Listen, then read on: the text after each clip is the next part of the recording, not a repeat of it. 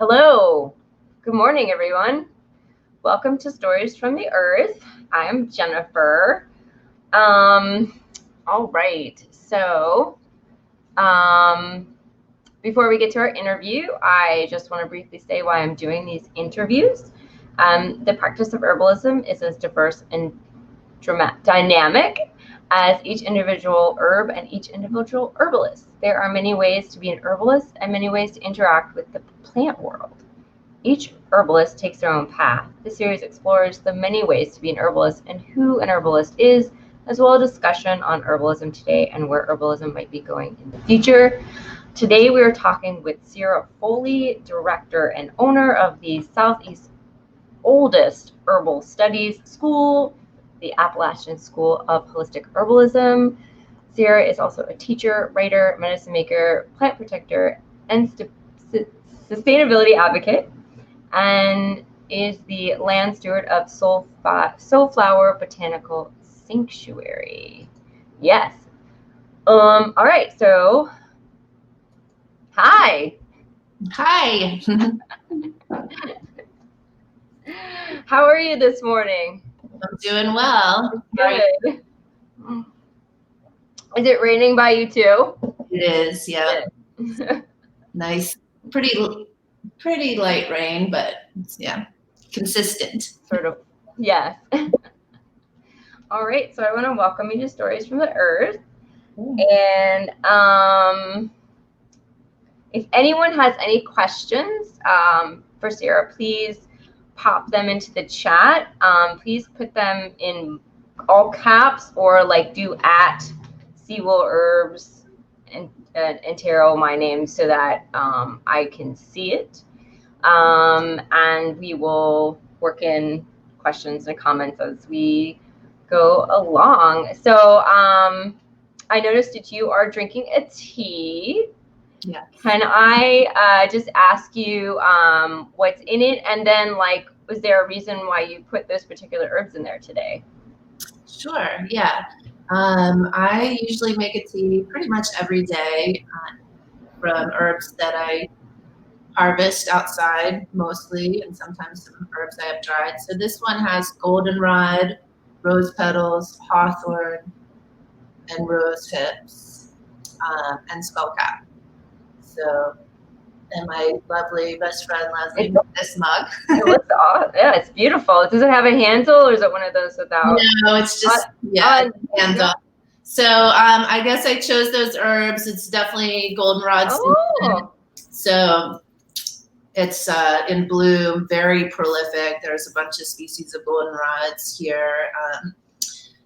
And I guess this weekend I was feeling a little stressed and sad, and so I've also had a little bit of some sinus stuff, you know. I don't know if it's allergies or just as I get older, I have a little bit of fall sinus stuff.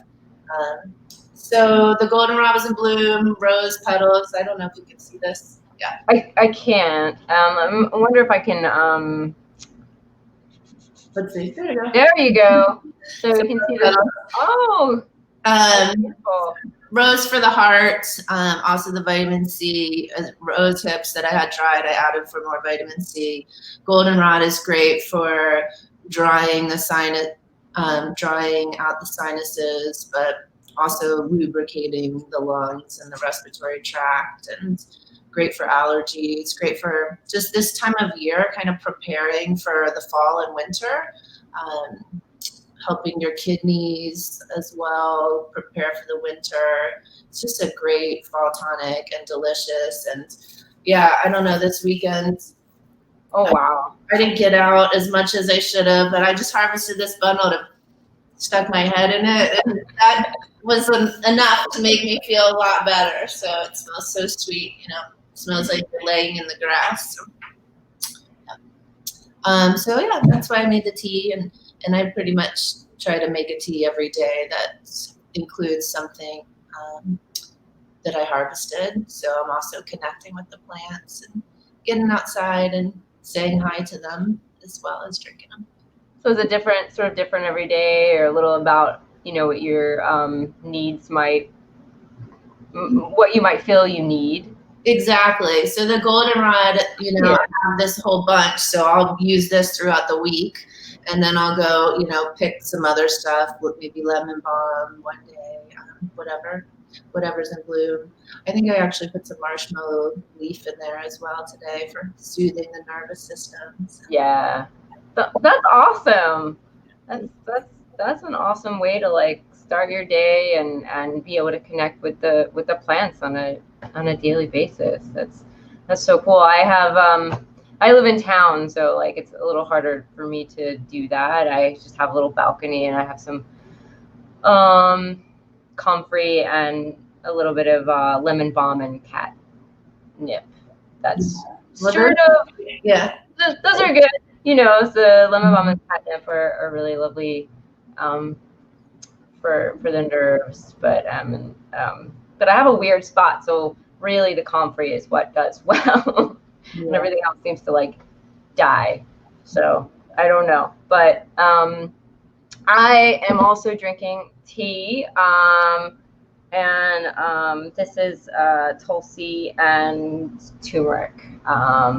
So I like the Tulsi for the nerves. I feel like it helps just sort of calm my whole body down. Sometimes a little too much, and then the turmeric for like digestion. I do turmeric tincture too, so like I know that you don't get too much medicinal value in a tea bag, but this also has like cinnamon and some other stuff in it too, which I love that.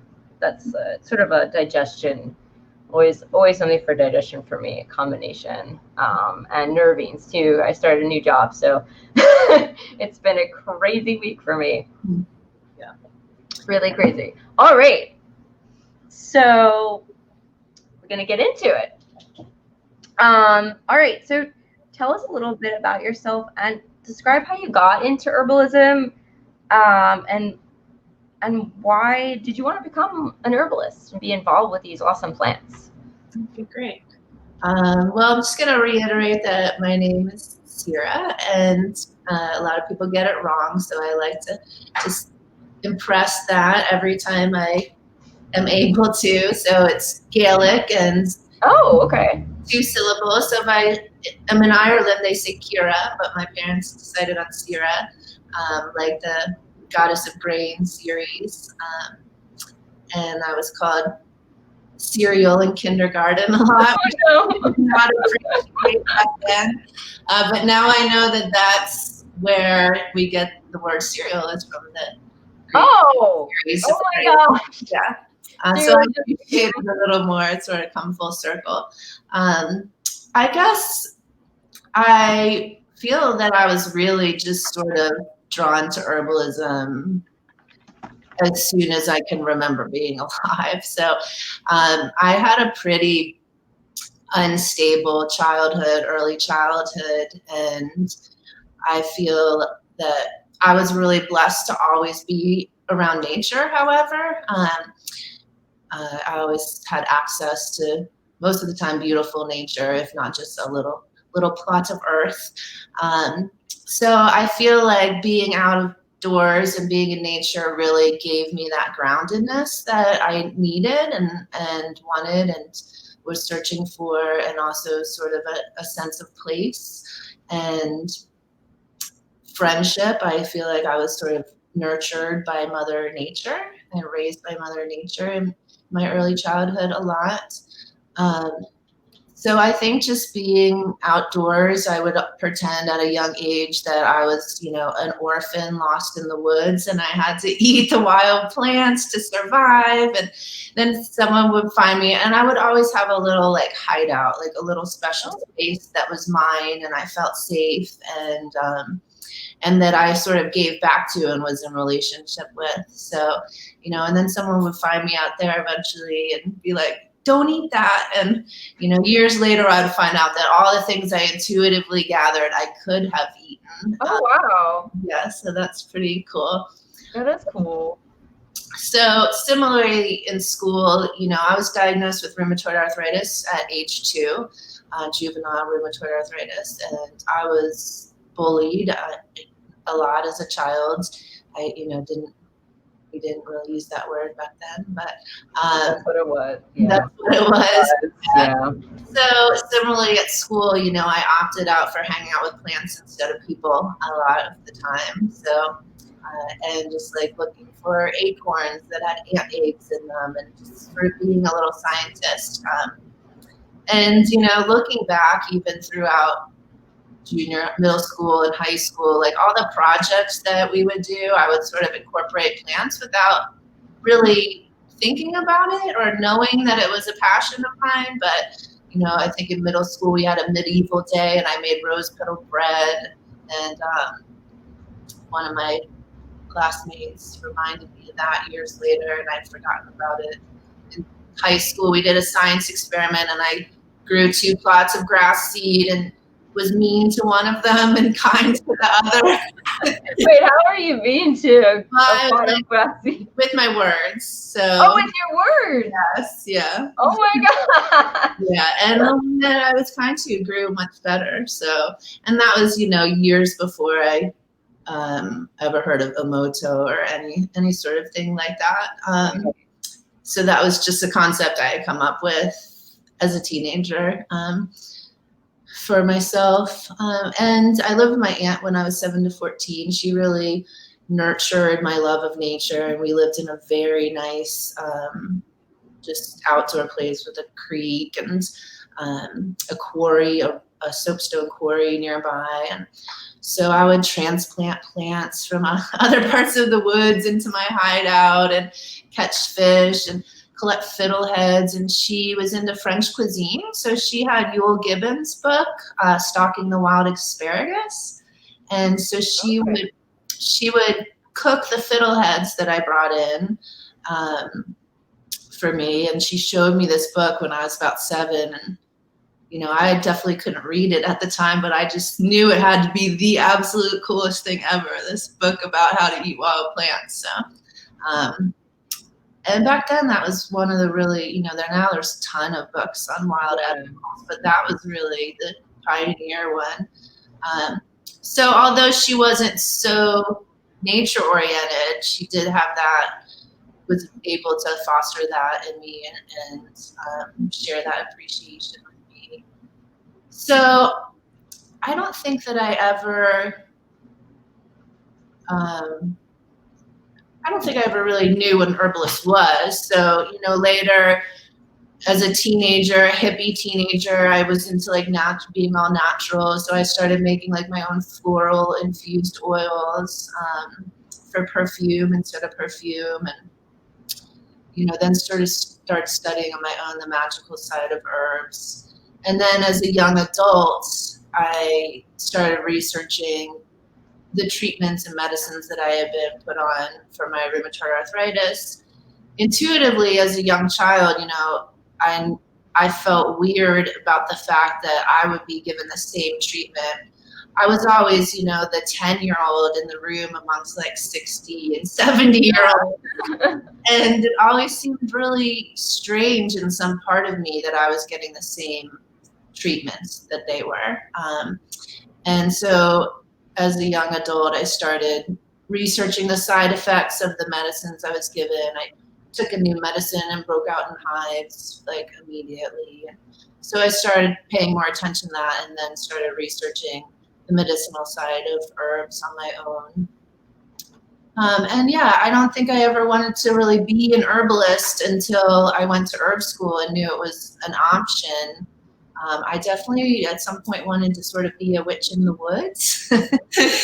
And me too. Yeah, I love the word witch. So I don't know how much I embraced that word, but I definitely wanted to be like the wise woman in the woods, in sort of solitude, speaking to the animals and sort of, having people like seek me out and ask me about plants and, come to me out there. And I certainly did that as well. I used to I used to hold space for full moon circles for 10 years, full moon circles. And so we did a lot of that for a long time.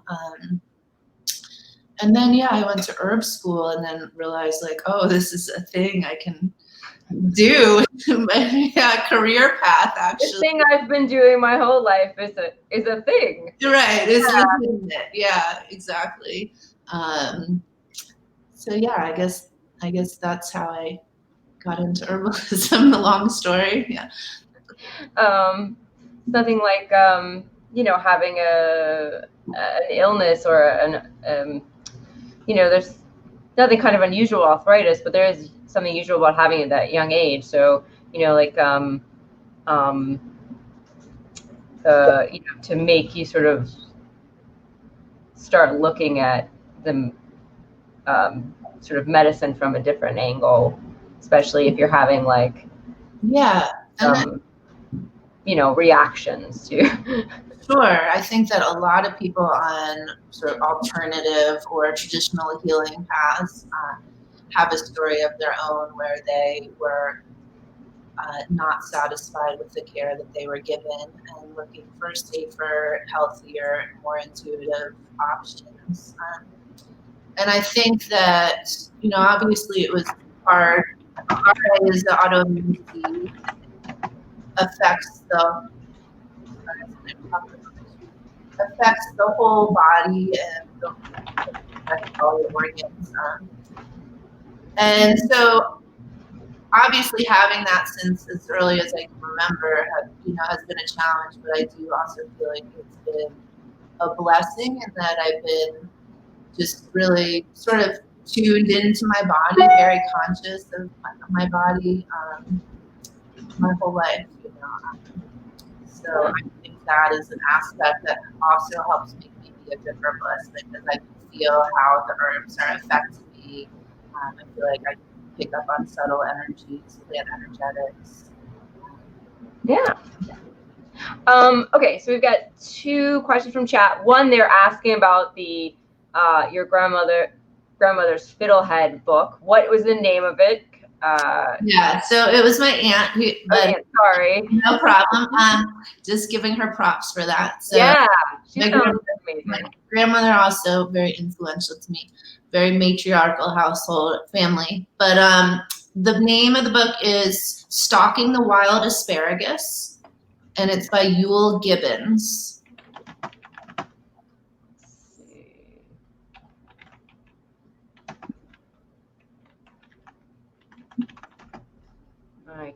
I'm trying to. Nope. All right. Did everyone get that? Because I cannot spell asparagus. So, Stalking the Wild Asparagus is the book. And then later on, I'll just put the link in the description when. So, thank you, Heather. Heather put the name in. My spelling's terrible. So, and then one other question was, where did you grow up? I grew up mostly in the suburbs of Philadelphia. Okay. And pretty nice areas with a lot of nature. I moved to Dallas for a little bit, and also had a quarry nearby where I would catfish. So a lot of water and nature around. Yeah, so mostly Pennsylvania and Dallas for a couple of years. Okay, cool. All right. So,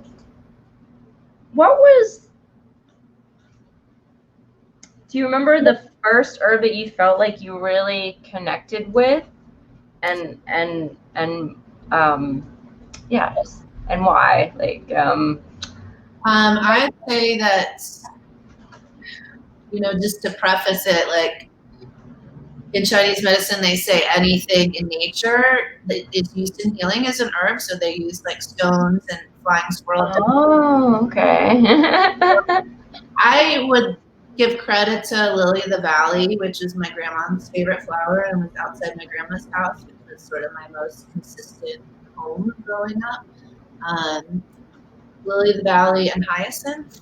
So Lily of the Valley is not really used by practicing herbalists. It is pretty toxic, nor is hyacinth, except for in aromatherapy.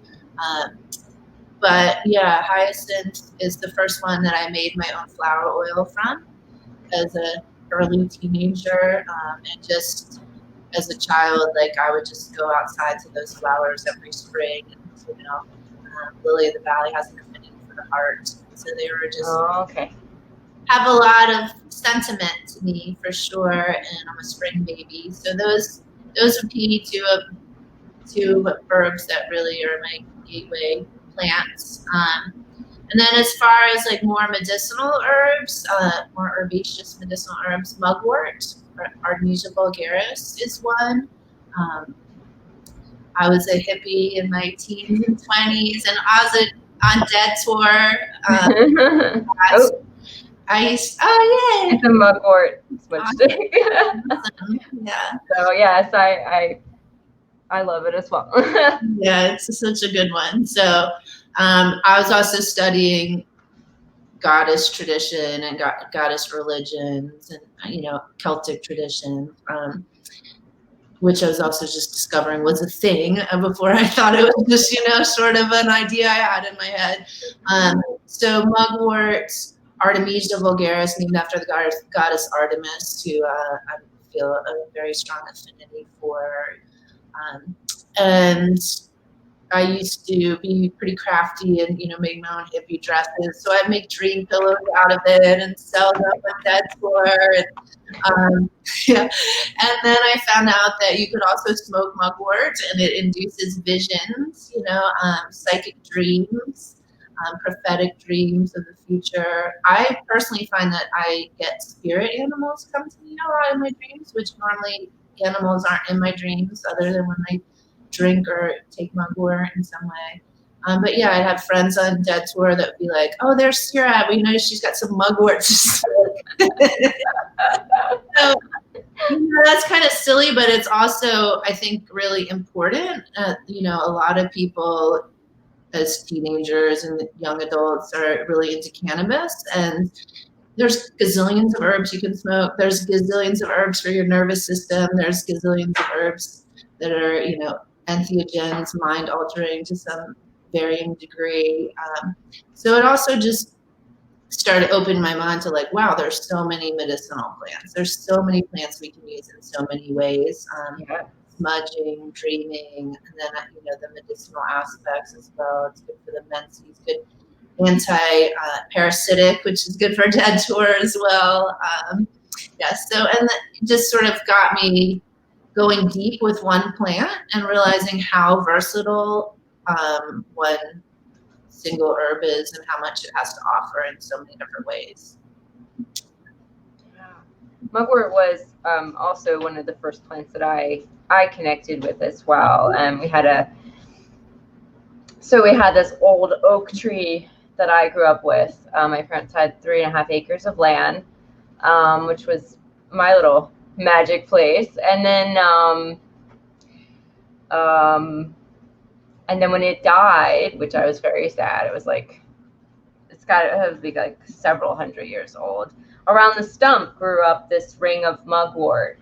And then when I got, first started exploring herbalism, I was like, and first started identifying the plants, that was one of the first, like, oh yeah, I know what that one is. And I just love the smell. And I feel like I like to smudge with it because I feel like it's very calming. And I learned it was an herb of protection. I'm like, oh, maybe that's why I feel very calm and relaxed, because safe. So I share that sentiment of mugwort. Yeah, that's awesome.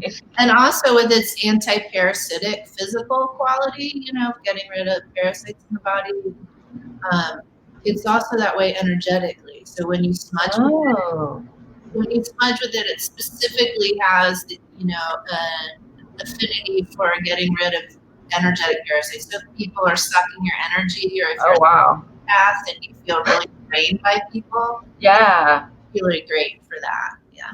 No wonder it's such an important plant for me, because I'm very sensitive and I take in a lot of stuff. Yeah. And I just naturally just pick up on all kinds of stuff, and I have a hard time like releasing. So I burn that a lot. So thank you for telling me that. That makes so much more sense. It's like it's sometimes when you're drawn to a plant, you don't always know all of the reasons. But of course, yeah. Yeah, that's amazing.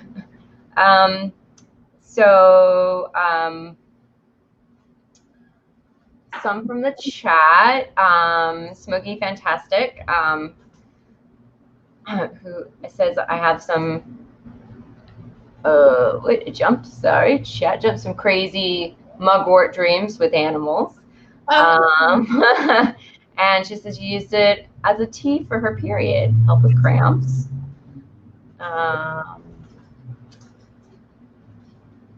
Yeah. All right. Ooh. All right. So along your journey, was there an herbalist who really inspired and supported you along your path? Did you have anyone you considered an herbal mentor, anyone you looked up to? Can be someone you knew or somebody just that you've read their books or watched their, followed their careers or. Yeah, I'd say I have a few people. Definitely I took over the school that I went to, which was originally called the North Carolina School of Natural Healing. And so my teacher, Hermione Ellis, ran the Herbal Studies program there. So I certainly, have to give credit to her. I learned a ton from her, and she learned from Rosemary Gladstar, who I also adore. So there's a long lineage of traditional herbalists that, I give props to for sure. I didn't, really mentor with anyone, but I do have a dear hearted friend that a lot of herbalists around the world really know and adore, Frank Cook. And Okay. Yeah. Frank went to my school before I owned it, studied under me. Wow. That was his first formal herbal class that he took. And he was just a really unique, dynamic person that he was on a quest to meet the 57 genera of plants, which, at first is sort of easy to do, and then you have to start going to remote areas to do it. And he would meet the indigenous healers of the places that he would go see his plants. And then he would glean all this wisdom from the plants of the regions and the healers of the regions, and then carry them to the next place and share what he learned from all over the globe about plants and healing. So really just sort of a fantastic gift. His sort of creed was give what you can, receive what you need. So it was all donation based, all his traveling and teaching. He also sort of coined this term, eat something wild every day. I don't know if you can see my t-shirt, but I have a little Frank Cook. Let's see. I can give us a little. There we go. Eat something wild every day. It's very worn out. Worn with love. But that eat something wild every day, as I talked about with the tea, is just a way to connect with your plant communities, what is growing around you, the other living beings that are your neighbors. So he was really inspirational to me. I think, mostly because he was my baby's daddy's friend from many years back. So I met him that way, not really through being an herbalist, although we intersected, going to the same herb school and knowing a lot of the same people. But he really encouraged me as a young professional herbalist. I took over the herb school that Hermione started in 2001 when I was pregnant with my only daughter, my only child. And so my first year of classes, I had a 1-year-old, a toddler, and he just really encouraged me at a time where I, had sort of that imposter syndrome. I'm like, am I really an expert yet? Should I be taking all this on? Plus, I have this infant that's, taking up 90% of my attention. And he really just valued what I have to offer and the aspect that I bring to herbalism, and really encouraged me. And I think that was just, I'm almost going to tear up, but I think that was really just something that was incredibly special about him as a person. Is every time he taught, he would ask whoever he was with, the group of people, he would try to draw out, like, what is your passion? What is your unique thing that you love and you want to go deeper into and you want to share with the community?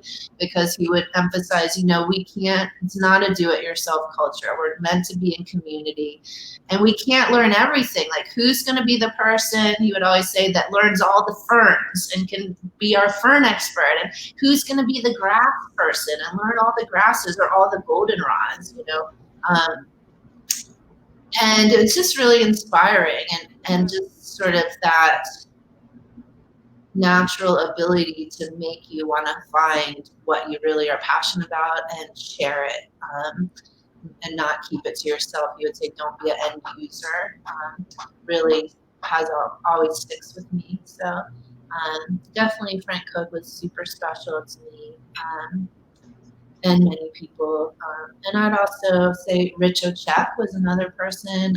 He's the owner of Horizon Herbs that, as a young herbalist, really encouraged me. He came out and guest taught at my botanical sanctuary in my home, a class on natural gardening.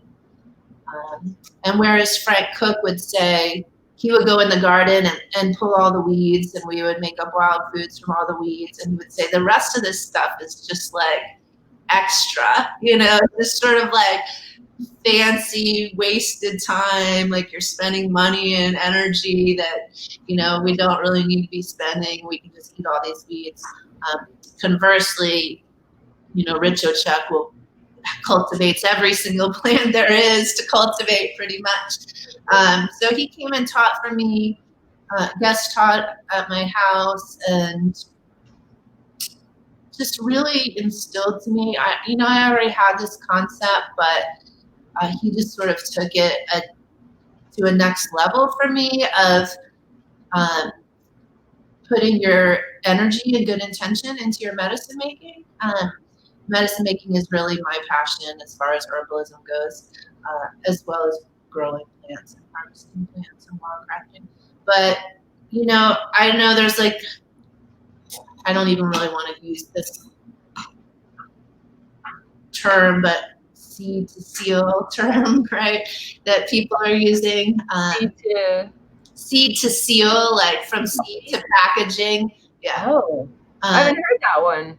Well, good. I don't love the company that, I'm not a big fan of the company who markets that term. But anyway, the concept of, not just like when you're stirring the medicine, or making it or chopping your plants, but all the way, not even from planting the seeds, which is that seed to seal concept, but even before that, he said, when you're getting the plot of earth ready, the little parcel of earth that you're gonna plant the seeds, you can be intentionally saying, I'm pulling out weeds of illness, right?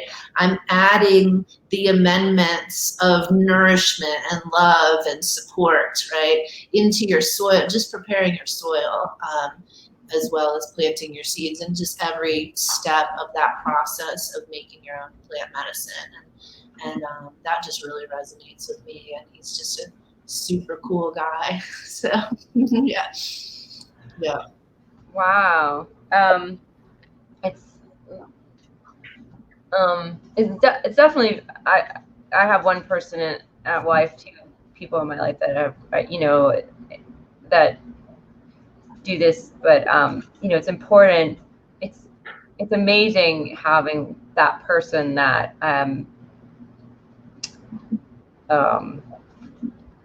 like really believes in you and sees you and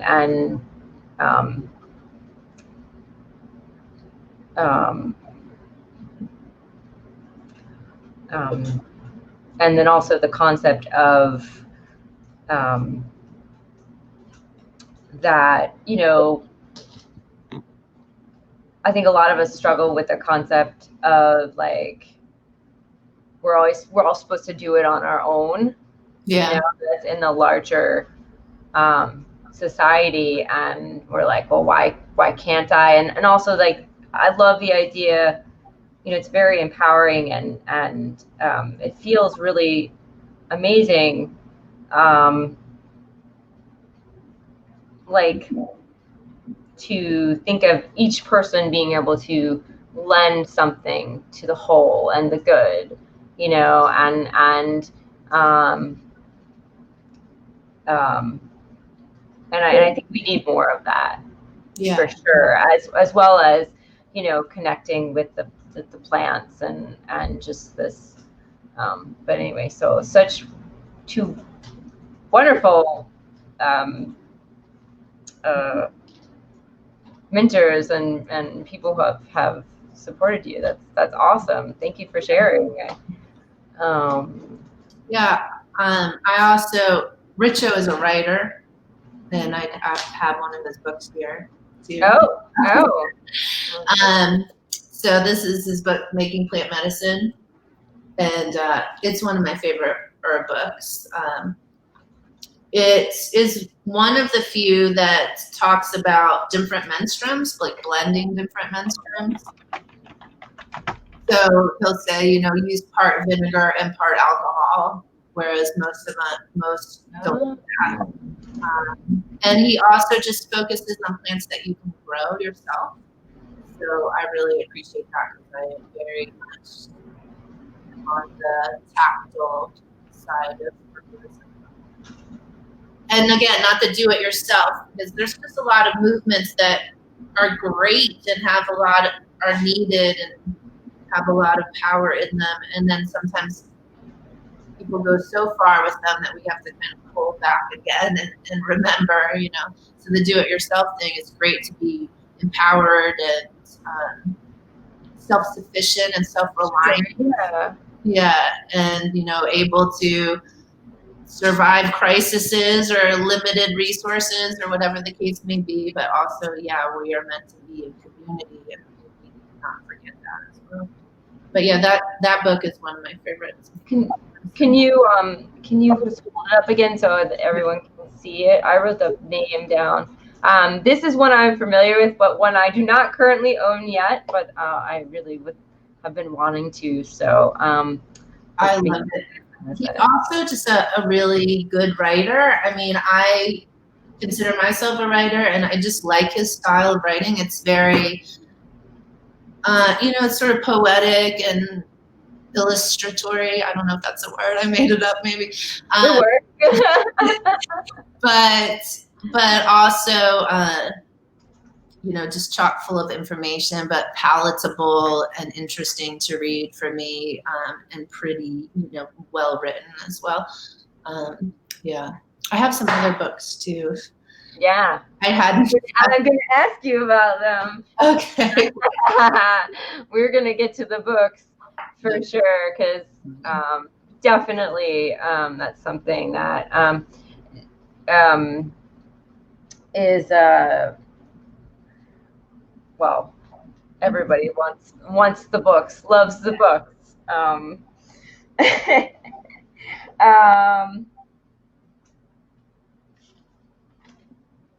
see where, or we can jump right in to the books too. It's up to you. We can certainly wait. I just realized I had them nearby. So. Okay, cool. You have them ready. All right. Well, we'll wait.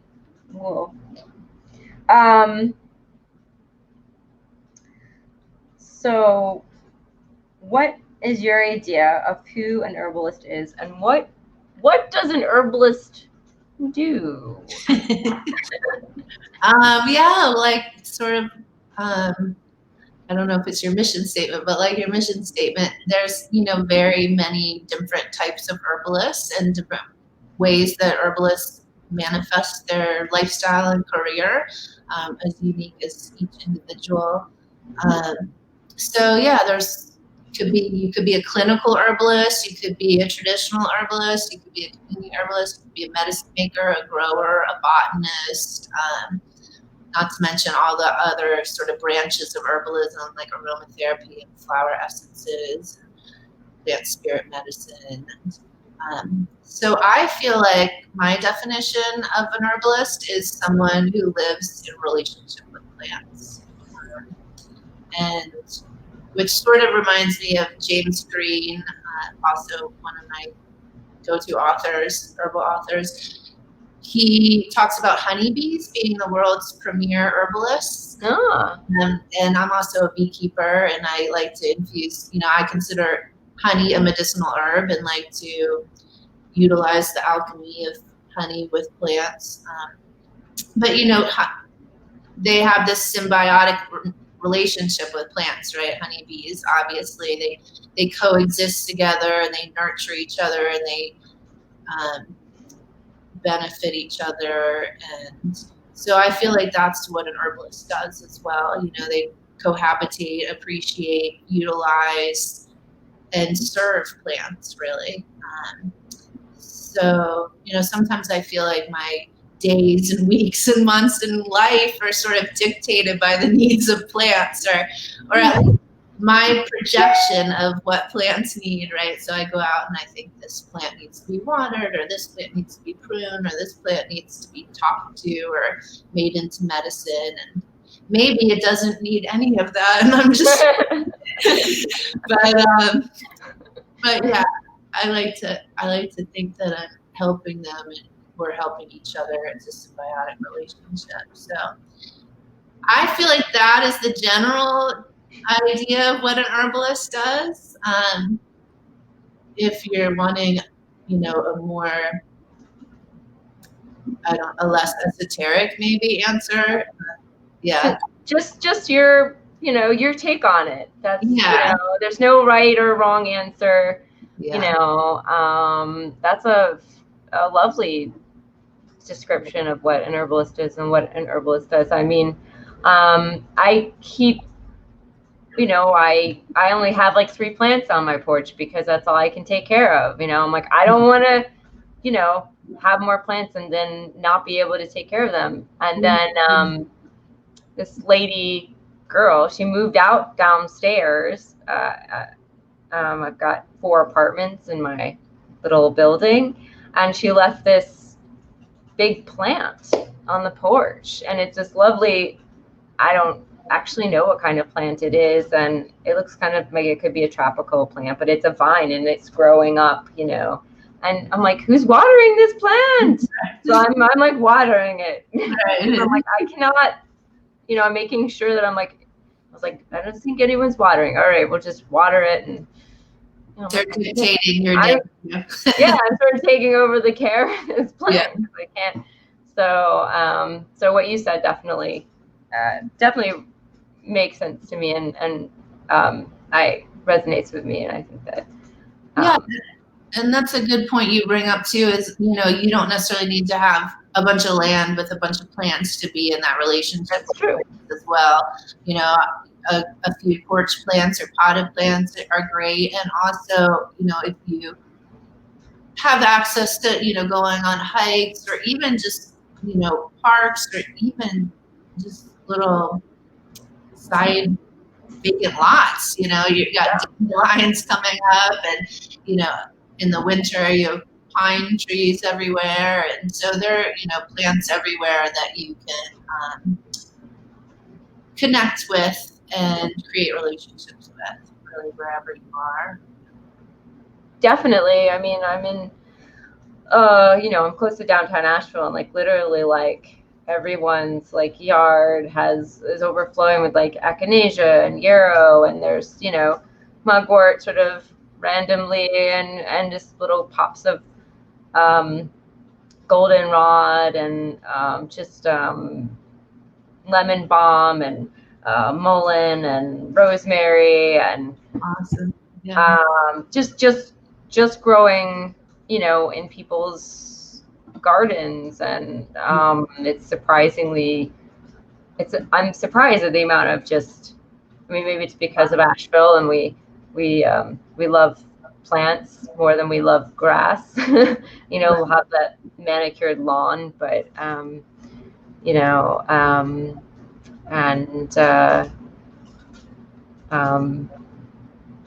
you can tell, like, people who know what plant it is, because this house by me, they had this comfrey, just a whole bunch of it growing under their two trees in the front yard, and they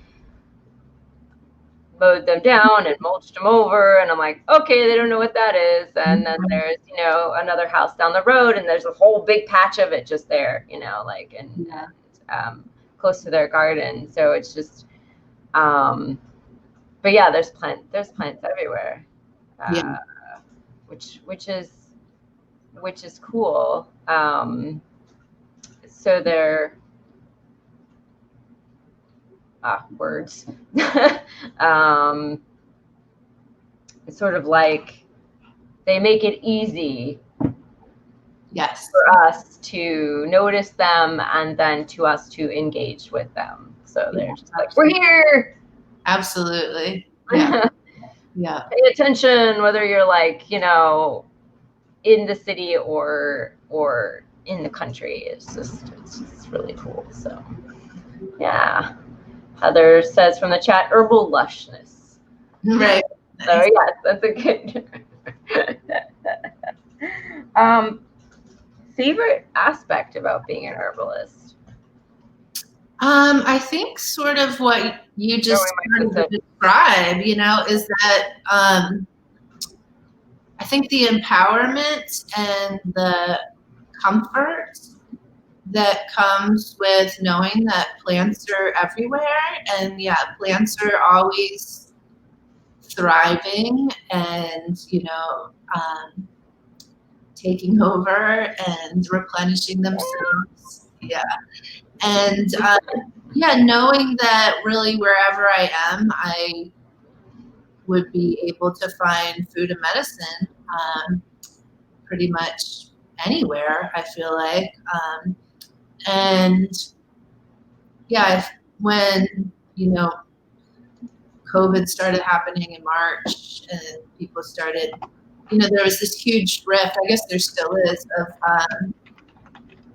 it's okay to bring up that topic, but there's this huge, you know, it was like one day I would feel like, I've got this, everything's fine, you know, and everybody, it's just there's nothing to worry about here. And then the next day I'd be like, you know, I have an autoimmune disease and I better get a gun, and the world, you know, end times are at the door, you know.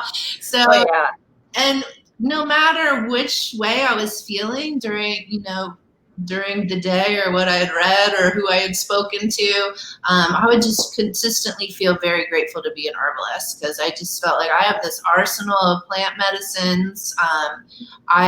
You know, if we have a food shortage, I can go find wild foods, whether I'm at my land or not, you know. Just wherever I am, and just also being able to share that knowledge and bounty with other people, and, you know, have it be, you know, potential trade opportunity, or just, you know, I would make a good team member for your apocalypse survival team. I think we still need that. It's like a slow-mo. I don't know. It's just slowest apocalypse or not. I understand. Yeah. So I just feeling really empowered in that way, and supported and nourished, and safe. And I think going back to, you know, growing up in sort of a sort of unsafe feeling situation, or I just always feel protected and also not alone because of plants. You know, it's like, even if I'm alone, there's living beings all around me. Yeah. I mean, I really did feel like I connected with that big oak tree. You know, I grew up with it. It was right outside my window. And, you know, we moved when I was 9 from Brooklyn. So I was in the city. I was a city kid. But like, I just ended up falling in love with the nature that was all around. And now I just feel like, you know, so strongly connected with that. But on a funny note about COVID, when people were buying food, I was buying herbs. Yeah, nice. So I was just like, and they sold out. A lot of the big suppliers sold out quickly. Yeah, they did, and I actually have extra because I ordered from Mountain Rose, and then they were just like, we can't get your order to you. It's going to take a while. So I ended up going to Amazon, and some of the, like Frontier and another one, they had their stuff on Amazon, but it was still like the fast shipping. So I was able to get some stuff. And then my Mountain Rose order came in. And I was like, okay, I've got a lot. So, if I needed to barter, if I needed to give some away, if something happened, more is better to have, and they're not going to go to use. And also, like, because I found like I was just sort of reading, and I was listening to all the herbalists and talk about what to do with a virus, and so I was learning a lot. It was really scary, but I was like I'm learning a lot about like these herbs that have to do with this, how to treat this. Sure. Yeah. And it was a scary, fascinating time. So, but I definitely share that feeling of like, oh gosh, or okay, I'm gonna be fine. Yeah. What am I gonna eat? Yeah. Some chickweed. Yeah. Holy basil pesto. Yeah. Right. Yeah. Yeah, and also we did have that real big rush at the school too on herbs. We sell herbs there, dried herbs, a plethora of dried herbs and extracts there. And we did have a real big rush on all those sort of lung support, immune support herbs. And, I had a moment of that too, like, is there going to be a shortage on herbs? And then that's that feeling that is really what I love about plant medicine is like, there is never going to be a shortage on plants. Like, if suppliers are out of echinacea or whatever the case may be, we have Japanese honeysuckle. There's always other herbs. They're gonna come back. It might be 6 months, it might be 12 months, but we're gonna have another flush of those herbs. It's just never ending. Yeah. So. And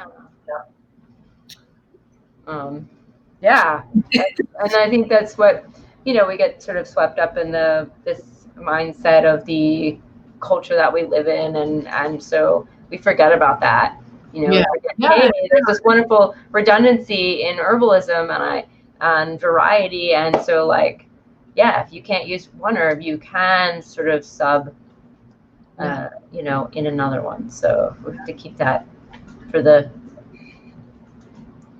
going forward in mind a little more. But I think Mountain Rose is still sort of intermittently having some trouble. So there's, but Norm's Farm never ran out of elderberry syrup, so they have plenty. So don't have to worry about the elderberry. Anyway. And I was also, my parents are in their 70s and they're in Texas. So I was also like making sure they had herbs, and I was making sure they had like preparations, and like, I was like, okay guys, I'm sending you the herbs, cause, but so there was a lot just, suddenly all the people in my family who are like, what does she do? Are like, hey, what herb should I take? You're like an essential worker. Right. But, that's a weird term.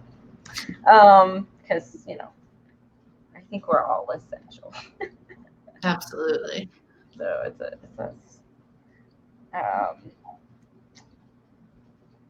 so what is the hardest thing about being an herbalist? Do you think there's I think challenging? I think the fact that people don't really understand that it's like a whole different system of healing than the conventional medicine that they're used to, and that sort of a different language in a way too. So, I'll get a lot of what herbs should I take for arthritis? What herb should I take for diabetes? What herb will help me sleep?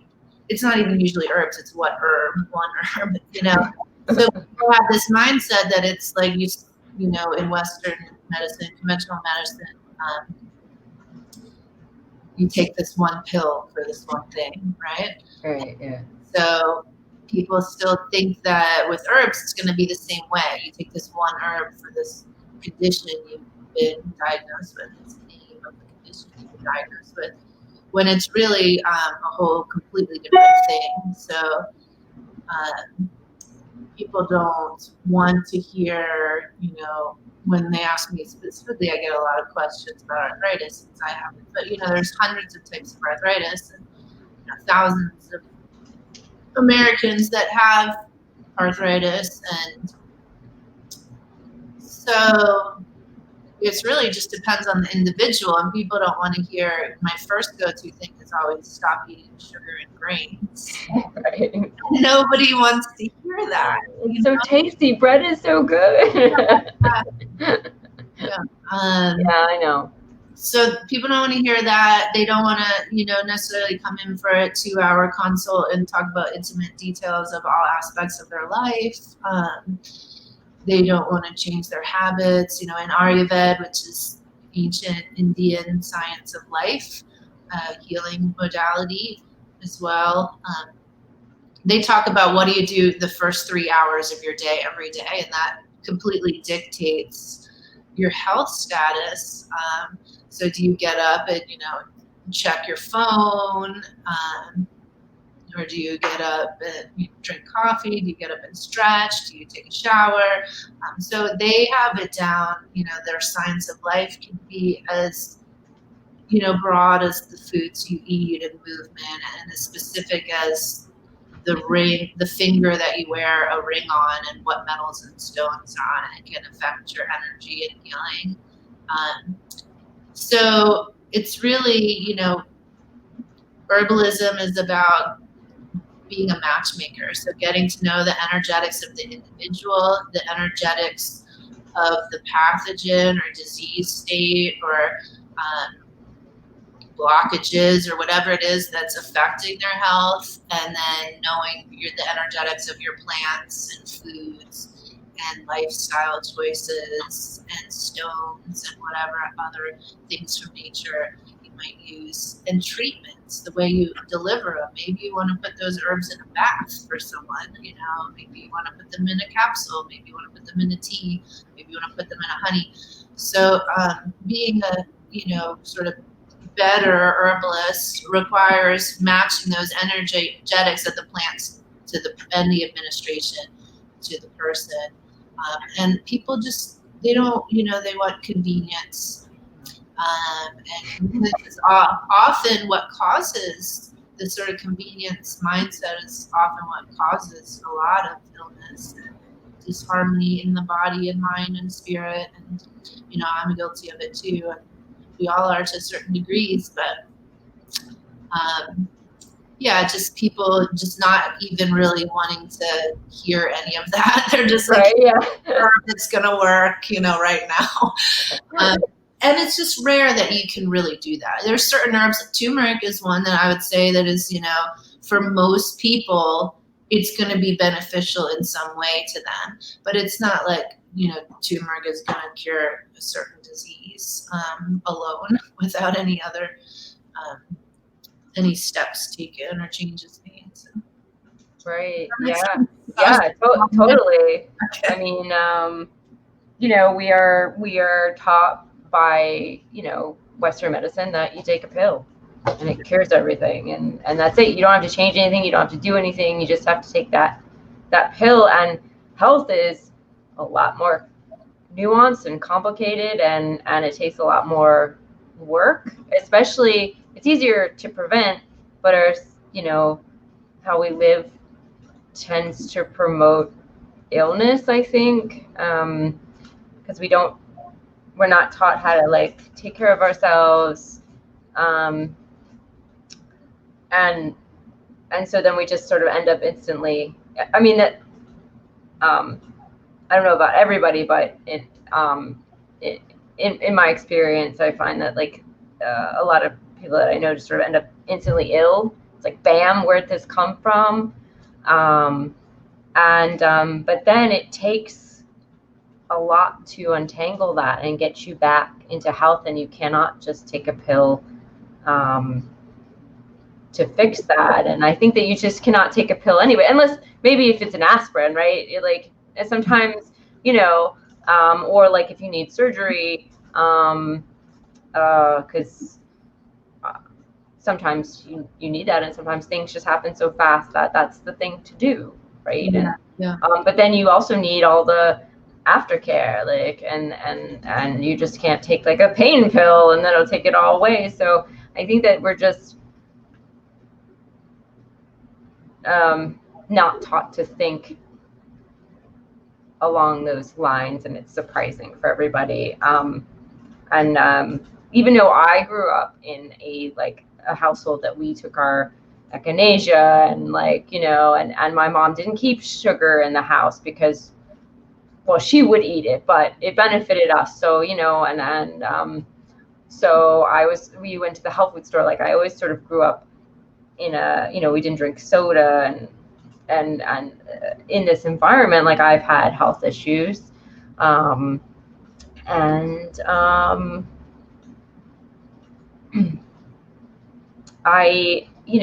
had this case of irritable bowel syndrome, where it came on real suddenly. I've always had sort of digestive issues and stuff.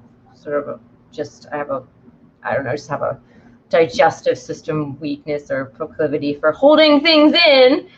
So that's where I hold it. And I went to the doctor and I got tested left and right, and they did all these internal pictures and everything, and I kept getting worse, and they're like, "There's nothing wrong with you," and I'm like,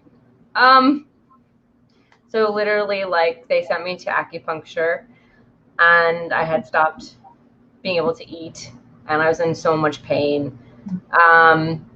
So, it took a lot of work. It took a lot of acupuncture, Chinese herbs, Western herbs. It took yoga. It took acupressure. It took massage. It took therapy. It took changing my diet, going from being a vegetarian with a high carb, going to meat, low carb, lots of veggie diet, but I had to figure all this out for me.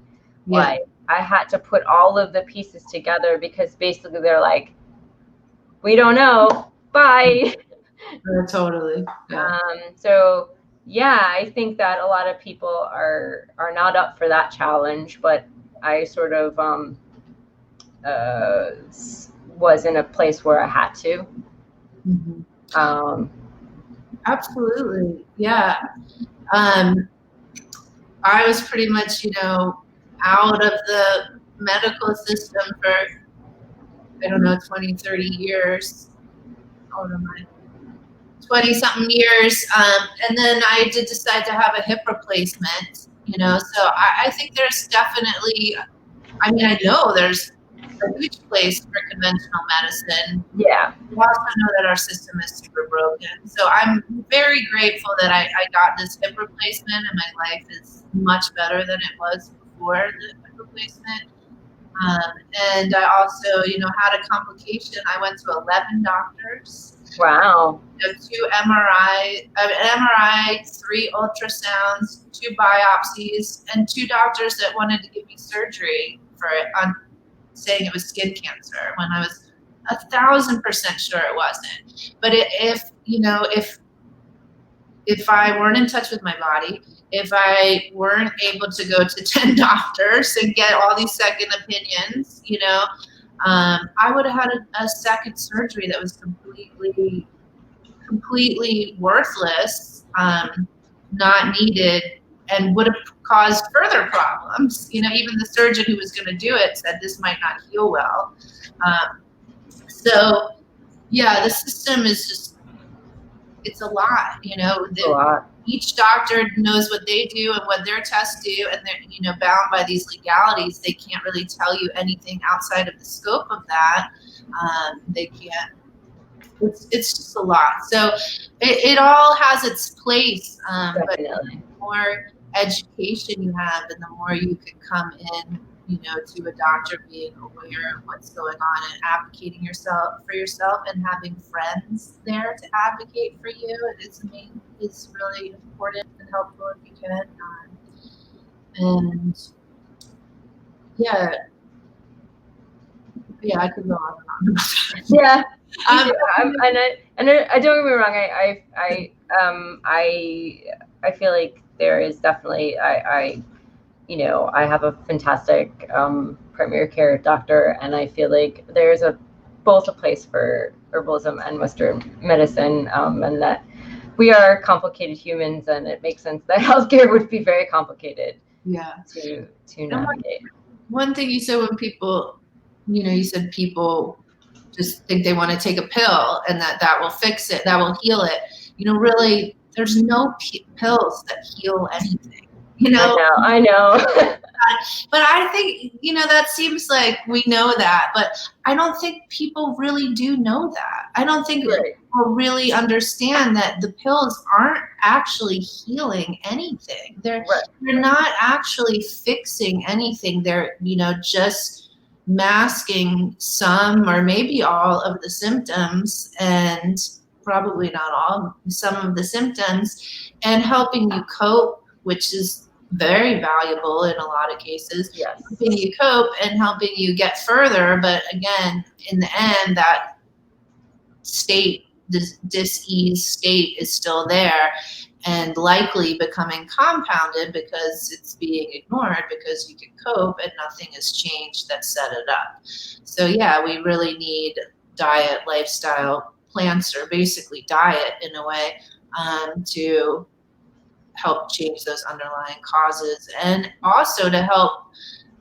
offset the effects of the pills that are toxing out our system as well, while we use them to cope with whatever's going on. Yeah. Right.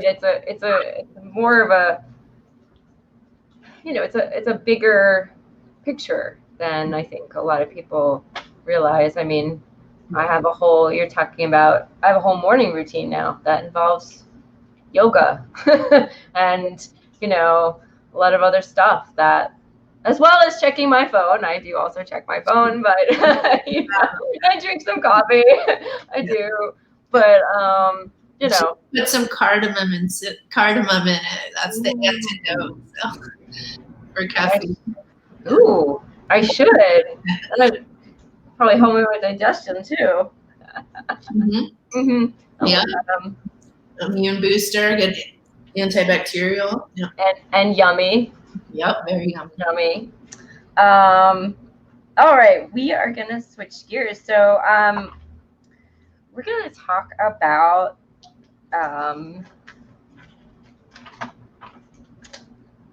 so tell us about the Appalachian School of Holistic Herbalism.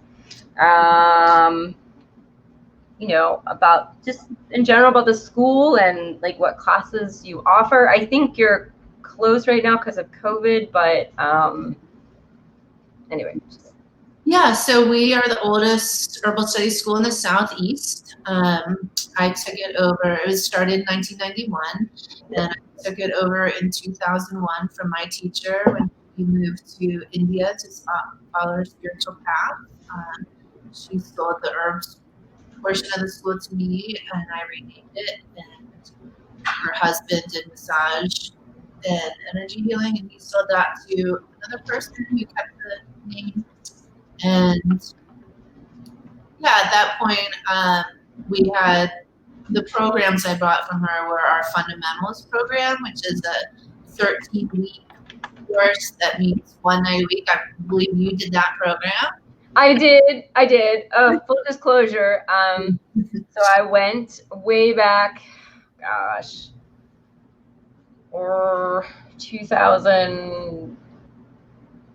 7 maybe, I went and did that program, and you were my teacher, and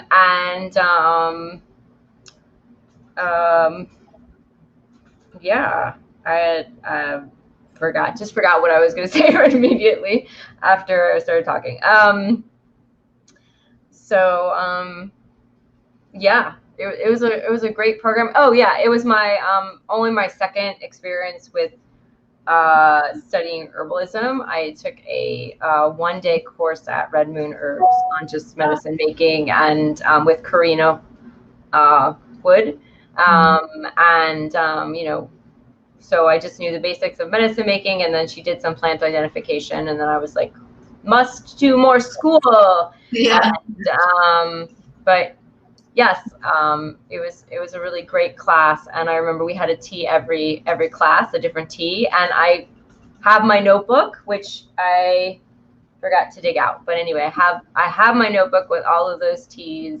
Oh, sweet. And yes, so yeah, so that's a 13-week course that meets one night a week, and then every other Saturday we do field trips. So we go over herbs for each system of the body on weeknights, and aromatherapy, flower essences, first aid, herbs for men, women, and children, and pets. And then on the weekends we do medicine making, botany, plant identification, aromatherapy, fun stuff like that, fun hands-on, other side of the brain stuff. And yeah, one of the teachers, we also have a lot of teachers. That was one of my main goals when I started the school took it over, was to incorporate a number of teachers who are all like really good, like Frank Cook, was talking about, really into their one thing. Right, yeah. To teach that class, rather than at the time, most of the herb schools had like one head teacher that teaches everything. So that was, partially so the students could get a very wide perspective and really, the best at each aspect of their field. And also different perspectives, so they could use some discernment and thinking, and this person told me that, and that person told me that, and where do the two meet, and what's the discrepancy. And I'm really into that, not just being sort of indoctrinated by one person's beliefs. And also, for me, it was also to just support the great local herbalists that we have in this region, by having them teach at the school as well. So we did that class, and then we have a 9-month, or I took over that class, and her 9-month traditional herbalism program that is more like, the fundamentals is like, here's what plants can do, and here's how they work, and how you can use them. And then the 9-month class is really the art of being an herbalist, and we go into, Eastern energetics, like Ayurveda and Chinese medicine, and how to look at the whole person and assess what's going on with them and match the energetics of the plant.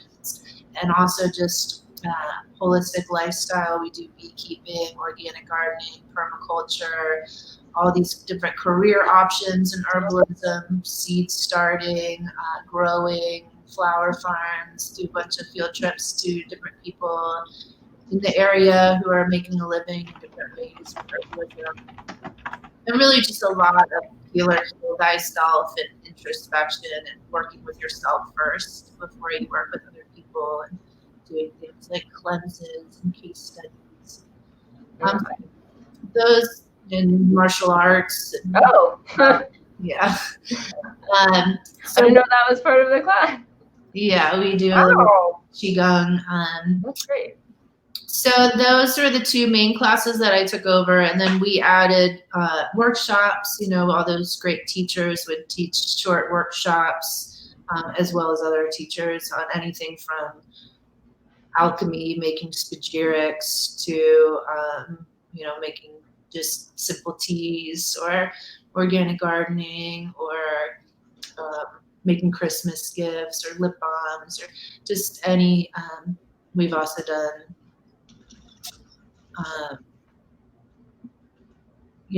really just workshops all over the spectrum, mushroom classes. And yeah, right now we're not doing classes at the school. And we are open. We're doing retail. So we have Custom Blending Apothecary. I think it's the only one in the region where you can go get an ounce with 4 different herbs of your choice in it. Okay. Rather than having to buy an ounce of each at another store and then blend them, you can blend your own tinctures. We blend it for you, so we don't have a bunch of people in there mixing stuff up. But we can blend whatever you want. Custom blends. We make all the tinctures ourselves for the most part, or buy a few here and there from close reputable herbalists that we know. All organically grown or sustainably wildcrafted. We also sell dried herbs that, again, less of the dried herbs are local than the extracts because we just don't have the drying capacity to do that ourselves. But we do have a lot of locally dried herbs as well that we grew. I grew myself or wildcrafted. And a lot of different products that are made by local herbalists. We like to highlight our graduates and sell their products out of our school, and kind of showcase what you could do with your herbal career and what people have gone on to do, as well as our teachers and just other local herbalists that we're into. And I am doing a sporadic sort of apprenticeship style days out at my Soulflower Botanical Sanctuary. So we're doing like Wednesdays and weeds, and a lot of Saturdays or Sundays we'll go out and people will essentially just help me in the garden or in the land, and in exchange for going home with plants for medicine making or to plant in their garden, as well as me teaching them all about the plants. So wow, that's cool. So two things. So the chat wants. So can you? I put a link. The link to the school is in the description, and also you can find the store that Ceara is talking about. The custom herb blends, can they do that from online if they don't live in town? Absolutely. Okay, so cool. That's a pickup. Yeah. Awesome. And our office is open Tuesday and Thursday, 11 to 6. So if you want to talk to somebody directly and go over that process of putting together a formula for you, Tuesday and Thursday would be the day to call. And Tuesday and Thursday is the day that we fill orders, and then you can pick them up any other day, or we ship them on Tuesdays and Thursdays. That's awesome. Awesome. I did take a mead class. Oh yeah. Wow. Yeah. Yeah. And my husband's father is like, "Where's my mead?" Because I haven't, like, that first batch of mead I made like years and years ago was like such a hit, and then I haven't made any more. And I'm like, it's in the closet, getting ready. Like, okay. I'm like, I guess I have to make some mead because I have issues with beer and yeast and anything like that. So I literally can't. I couldn't taste it. I couldn't even try the mead I made, but I wanted to make it because I just love the idea of making this substance with honey and tea, and I'm like, well, if we distill it, I can drink it, but like that's illegal. So yeah. But anyway, so yeah, I took that class and it was really great. So I had to make more mead, but that's fantastic that you're offering apprenticeships like that. And how would they just, if anyone's interested in coming out on those days, how would they just email the school or call the school? Or the best way really is to follow our Facebook group. Okay. So we have a business page and a group, but if you join the group, I post on there when I'm bringing groups out. Or you can also follow me personally on Instagram. I'm just starting to do this, but before it was just a personal Instagram, but it's Witch Weed Witch. What was it? Witch Weed Witch. Which weed with? Yeah. So yeah, I'll post in the Facebook group or on my Instagram or bringing people out. And yeah, you can call the school too, and we'll put you on an interest list and Okay. let people know if you're not on social media. Leave us your number and we'll call you. Awesome. Or email info@herbsheal.com. All right.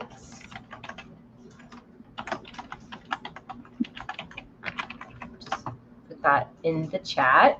I want to say hello to Raven who joined us. Hello, Raven Morning Glory.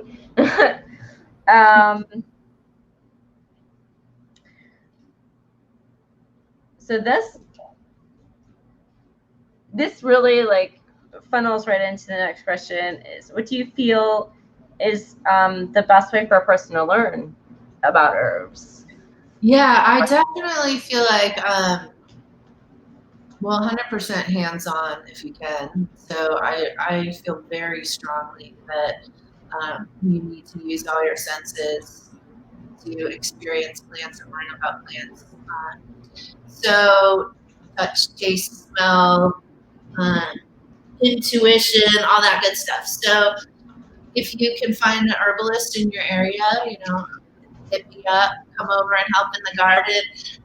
If you don't live near me, find a reputable traditional herbalist, in my opinion. It's good to find out where people's herbal influence came from, where they studied. There's a lot of people getting into herbalism right now. There's a lot of Instagram herbalists, I would say, at this point. And there's a lot of people that are, really making a lot of money off herbalism and are coming from sort of like a naturopathic or more conventional medicine practice or mindset or scope, and then translating that to herbs. And there's a lot really lost in translation. So if you can find a traditional herbalist that's studied with other traditional herbalists who have studied with other traditional herbalists, to me, that's really the best. And just, go ask if you could just help in their garden or their apothecary. And, oftentimes money doesn't even have to be a part of it. So it doesn't have to be exclusive to people that can sign up for an expensive course or anything. Yeah. Yes.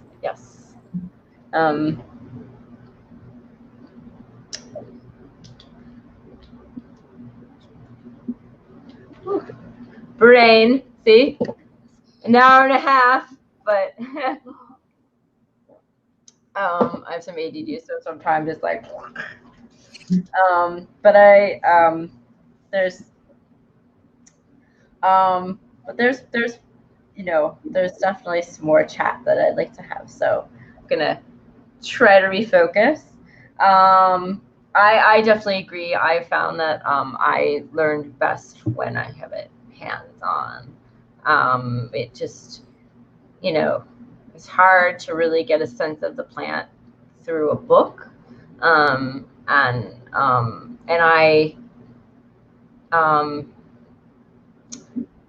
just, from my experience, I feel like, and once I've seen a plant, I'm like, okay, I know what that plant is. Like, yeah. But if I see a picture or something, it's just different. It's a whole different experience. And it's fantastic that you offer that. So that opportunity, and especially for just work exchange, because herb school can be expensive, and I think some of us struggle with that and see like, how can we anyway, and I have struggled with it myself, definitely. Sure. Yeah. And so and it's a valuable thing, getting a long course that's linear and it is without any gaps and has all these different teachers, and and so that's certainly, I don't want to discredit that also. Like, I don't either, herb schools, and I'm sure most herb schools try to really support their teachers and pay them well and all that stuff, and supplies and all that costs a lot. But I think also most herbalists are happy to have help and are looking for that as well. Just a little hands-on help in the garden or the apothecary medicine making.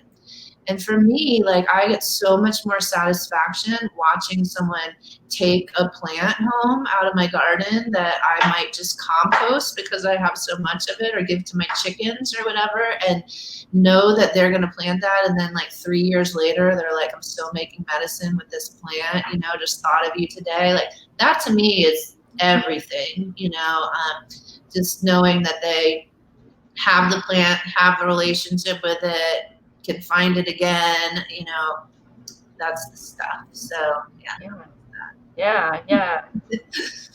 Yeah, definitely. And it's yeah, we have some fantastic herbal schools in the Asheville area, and very fortunate. And you know, but there's also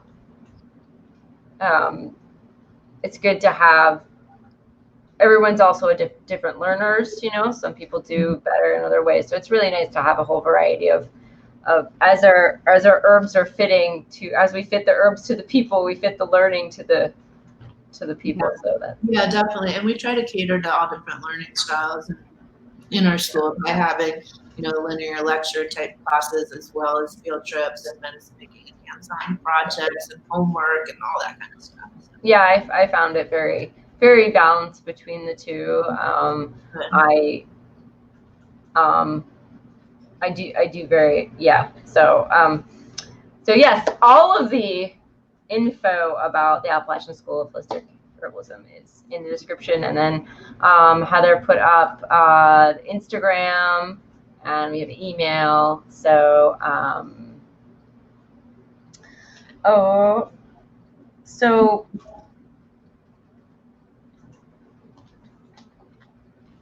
all right, we're gonna get to the books. Well,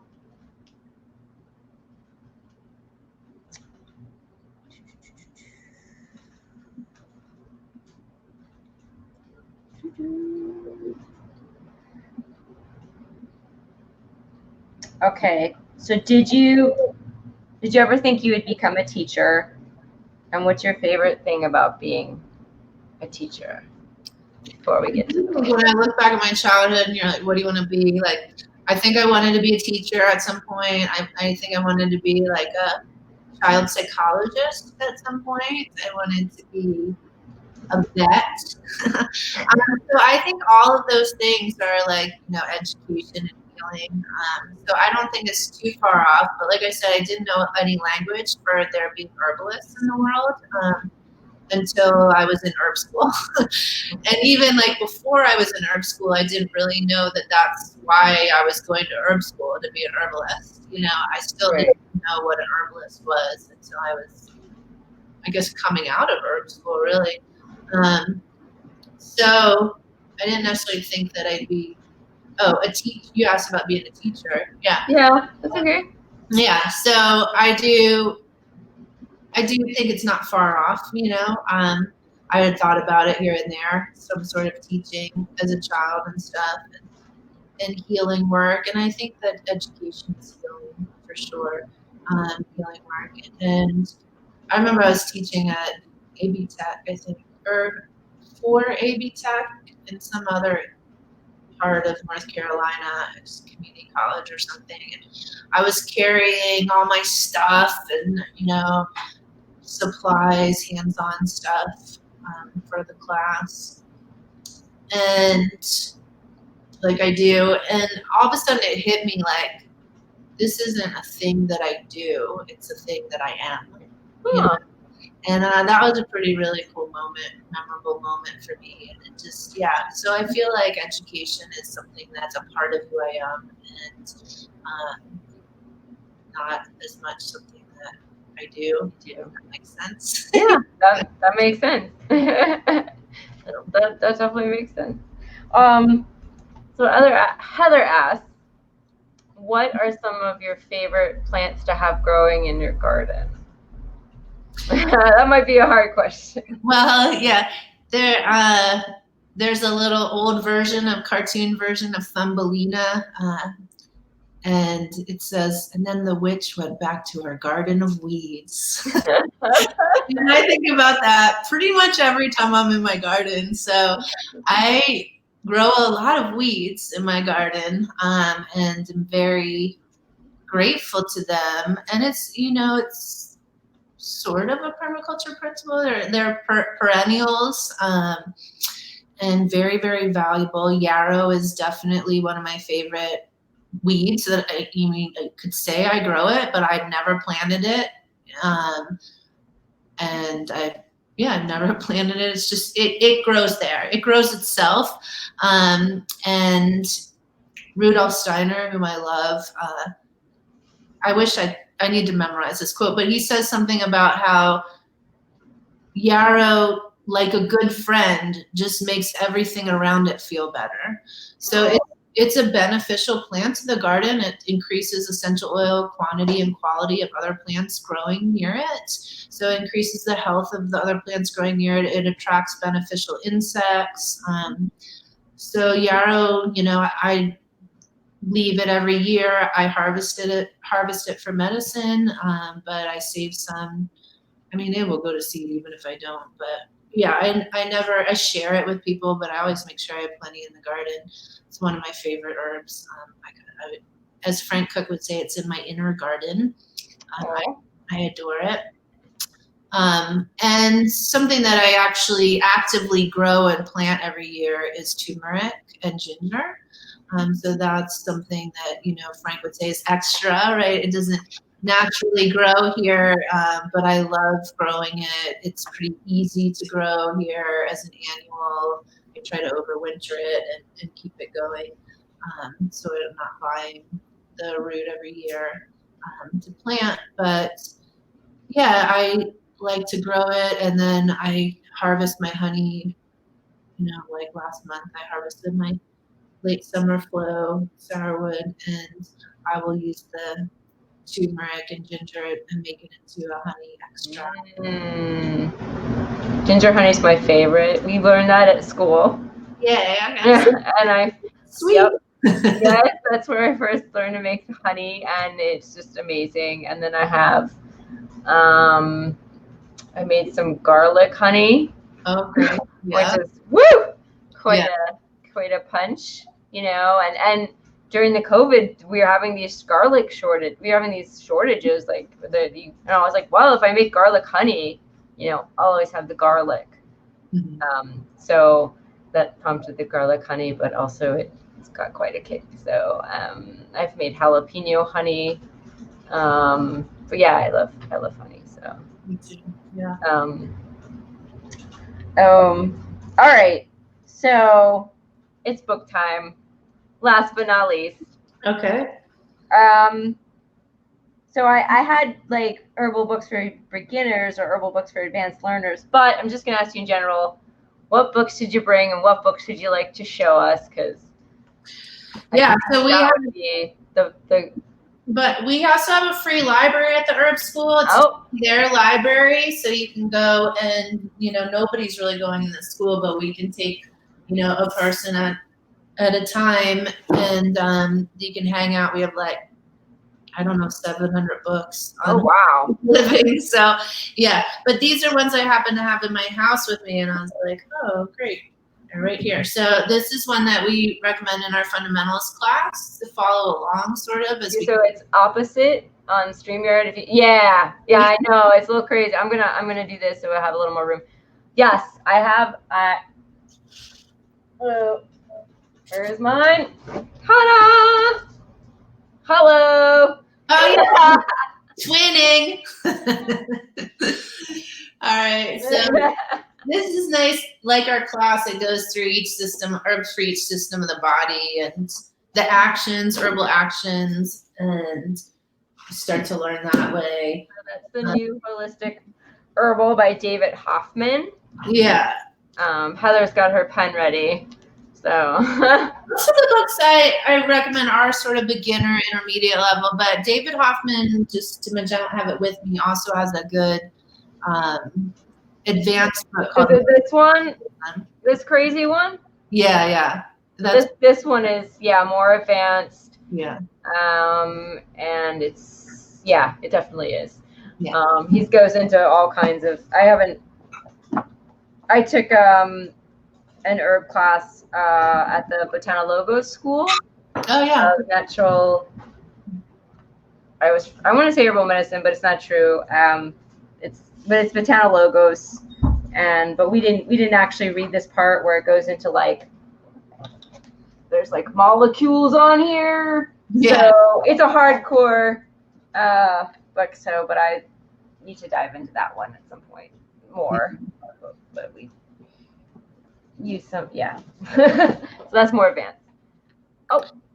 So I also recommend you get a field guide, and this is a really good one. So you can start keying out your plants and knowing what plants you have. Although I am honestly like the worst botanist, and that's okay with me. Yeah. So I just have geeky botanist friends, just good geeks. Just kidding, all y'all botanists. This is a who has the same book. Wait, I've got the other one too. Where is it? Oh yeah, I've got this one. I have this one. Yeah. I like this one too. Sorry, I'll stop. No, don't stop. Don't stop. I don't have that one. It's perfect. I don't have that one. And so anything by Rosemary Gladstar. This is a really great one. Herbal recipes for kitchen witching, making a lot of good this way. Sorry. Making a lot of good reverse stuff at home. This is a little herbs for the home medicine chest by okay.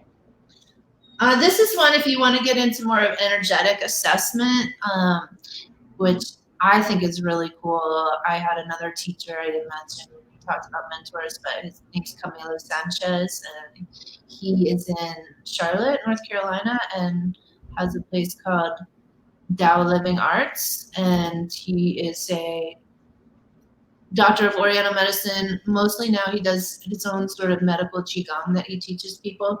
But I learned from him. He did a class in Asheville. He used to live in Asheville about energetic assessment, and we learned both sort of the basics of Ayurveda energetics and Chinese medicine Ayurvedic energetics at the same time. So just like looking at how the elements work in the body and in plants as well, and in everything. And man, I was really turned on by that. I was just like, this, it's like being an herbal detective, you know?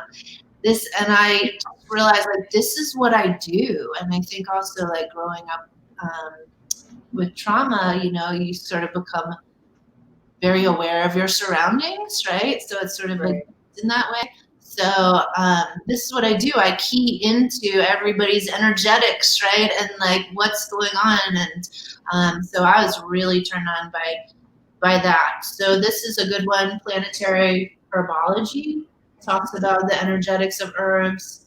You know, there's some I don't know what the word I'm looking for. Some sort of subjectiveness in it, I think. You know, it's not completely hard and fast. This herb is this way, but it's a good starting place if you're interested in energetics of herbs. Yes, that is. I took with so Patricia. Yes. Patricia Howell, who teaches the Botanologos school. Yeah, she also does. I took like a 2-day class on the 5-element Chinese theory, and I believe that also has to do with some energetics. Oh, totally. That's what I'm talking about. Yeah. Yeah. And it was fascinating. You know, that's one thing that I would love to know more about. Definitely. So, I remember. So I used to work in the wellness department of a large health food store, and you know, I always did feel like a little detective because,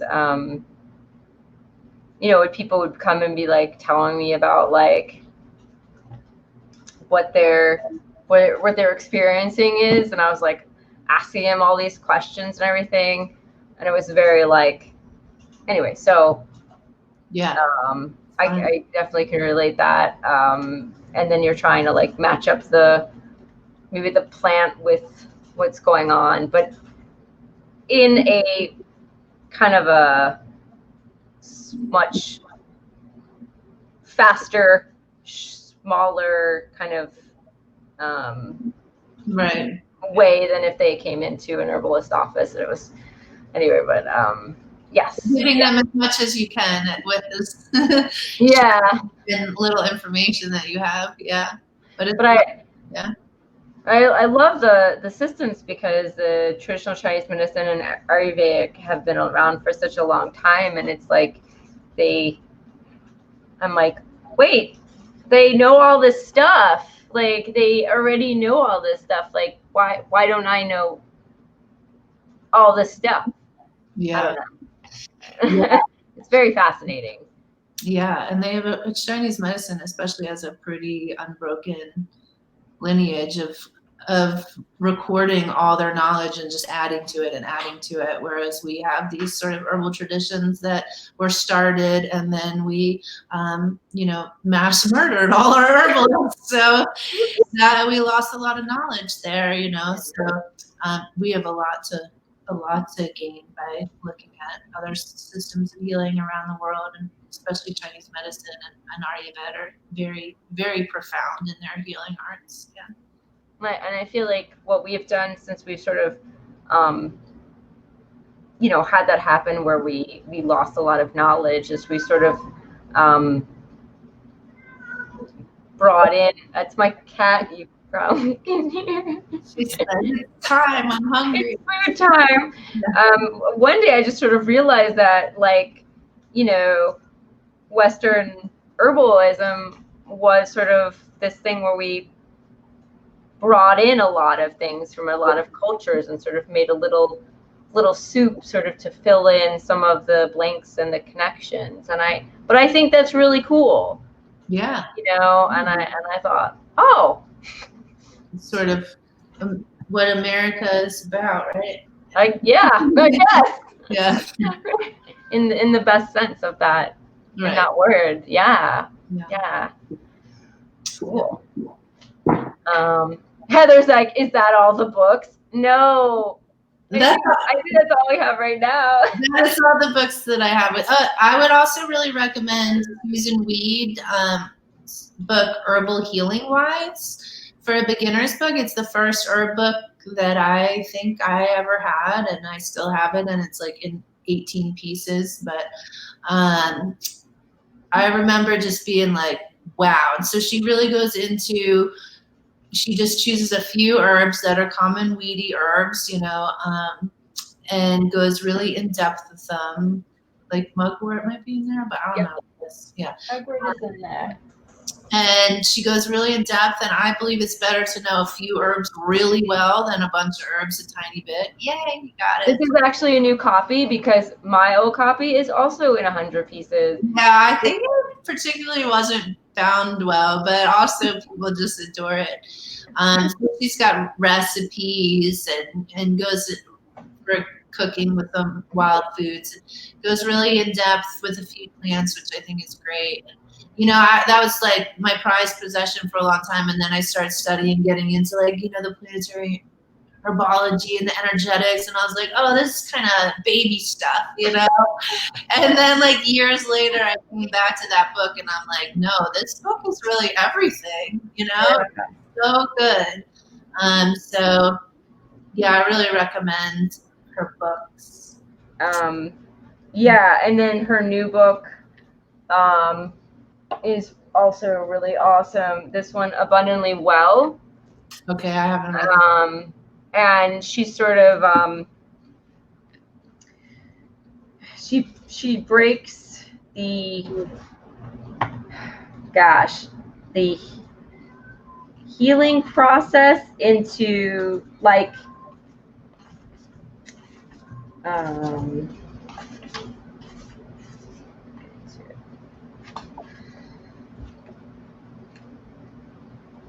so there's these steps, and one is, so this is step 2, imagine health, mind medicine, and then it goes up to like step 6, which is like break and enter, which is about like surgery. And it's about what? The steps of healing. Right. It's about the choices that we have when we're faced with a health issue. What tools do we use? Right. We need to do like some yoga, or do we need to do some like, do we need to have surgery? And I think it's what we were talking about that's very complex, the healing in the healthcare system. And this could really help you. Like you could read it and then be like, hey, I think I need to do this step and this step, but you can do it out of order. You can like, it's like a map. And she gives you websites and resources and explains some of these like natural therapies, as well as like she gives you like the drugs for if you have issues with gas, and then she gives you the herbal like the herbs for gas that you can take, so you have like, so you know all of your options. I really like it.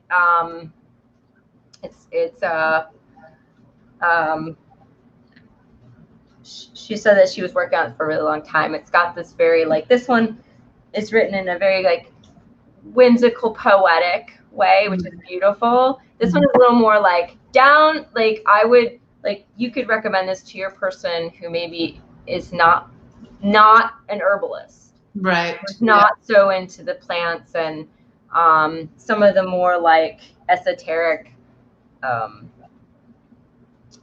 theories, I guess, and ideas and stuff like that, but just goes straight into like, I really like it, and I'm supposed to be doing a book review, which I haven't done yet.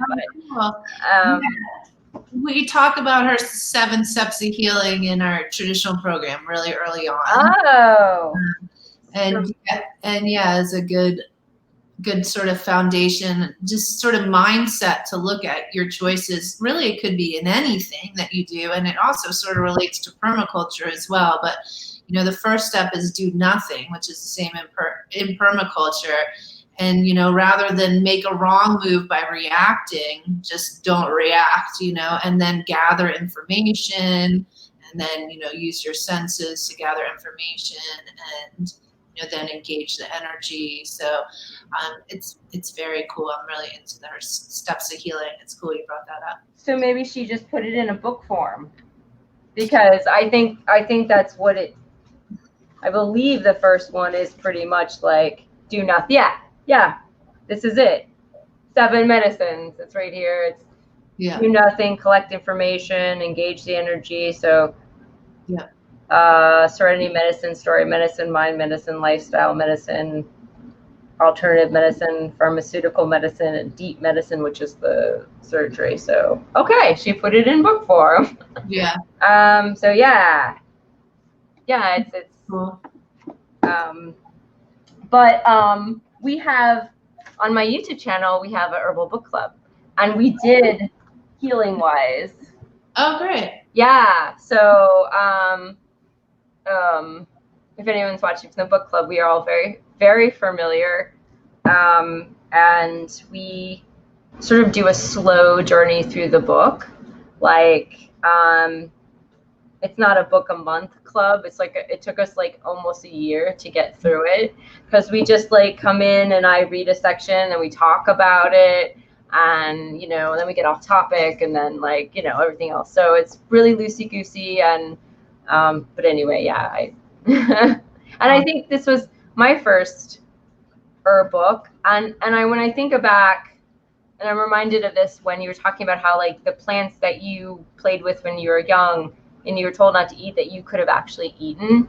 Like, how did you know? But sometimes I think about my first herb books, and it's like, how did I know to pick out these herb books out of hundreds of herb books at the Barnes and Noble, like that I just grabbed her, did this one, and it was just like, and then found out that a lot of people also, you know, did the same thing. And so anyway, that's always fascinating to me. It's like, why did I decide to pick up this book? I didn't know anything. I didn't know who Susan Weed was.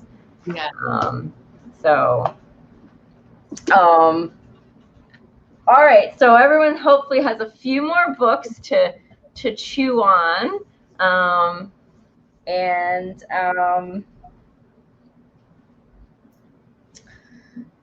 So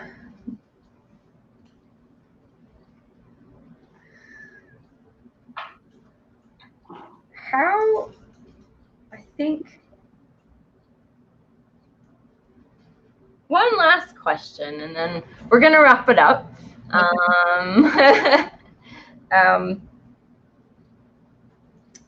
How do you see the role of herbalism in the future going forward? Oh, gosh. Or what would you like for to happen with this, like, this thing called herbalism? Where would you like it to be or do? Or what I'd like, I like that question better than how do I see Sorry. it. I honestly am at a point, I think it's just a personal point that I'm at in my life, but also has a large part to do with it. But also, I'm sort of concerned about where herbalism is at and going. I'm concerned about like the digital age of herbalism. And sort of everyone is an herbalist and everyone's a wild forager, and it's very sexy, and they have like these, you know, sort of nice, like handmade clothes and, you know, leather clothes and good haircuts and are out there foraging. And I don't know. It concerns me. You know, everything good becomes trendy at some point. And in some ways that's great. And we need more herbalists. But, you know, weeds are an infinite resource, but some herbs are a finite resource for sure.